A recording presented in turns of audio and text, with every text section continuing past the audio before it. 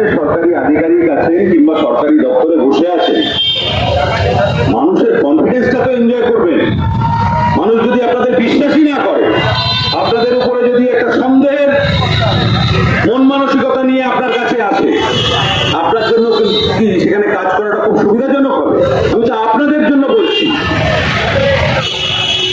যে সাধারণ মানুষ, আপনাদের কাস্টমার, আপনাদের কনজিউমার, তাদের সাথে একটা ভালো রিলেশন তৈরি করার চেষ্টা করুন, একটা সম্পর্ক স্থাপিত করুন।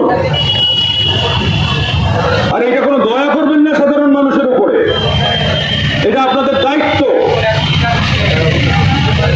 এটা ডিউটি।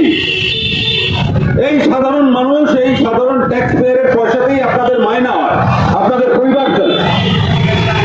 তাদেরকেও যদি গুরুত্ব না দেন, আমি গতকাল 5টা অব্দি অপেক্ষা করেছিলাম যে কোনো বার্তা হয়তো আসবে ইলেকট্রিসিটি দপ্তর থেকে,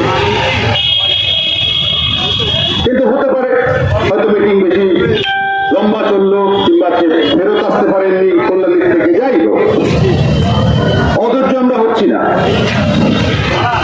কারণ দাবি যখন সাধারণ মানুষের এবং তাদের উপরে যখন এই বাড়তি চাপ চাপিয়ে দেওয়া হয়েছে, আমরাও এটা বুঝি যে প্রত্যাহার করানোর জন্য আমাদেরও অনেক ধৈর্যশীলতা আছে, সেই ধৈর্যের সাথেই দাঁড়িয়ে আছে। তো চিন্তার কোনো বিষয় নেই। কালকে অনেকে এখানে এসেছিলেন, তো বললেন তাহলে আমরা একটু বাড়ি যাই। আমি আছি তো, আপনারা যান, ঘুরে আসুন, কোনো অসুবিধা নেই, চিন্তার কোনো ব্যাপার নেই। এবং আমি সবাইকে কিন্তু একটাই কথা বলেছি, যারা এই দাবিকে সমর্থন করে তারা চাইলে আসতে পারেন, আমি তো যাচ্ছি। কিন্তু একটা কথা এর সাথে আরো প্রয়োজন, যে একটা ঐক্যবদ্ধ আওয়াজ না হলে কোন সরকারি সিদ্ধান্তকে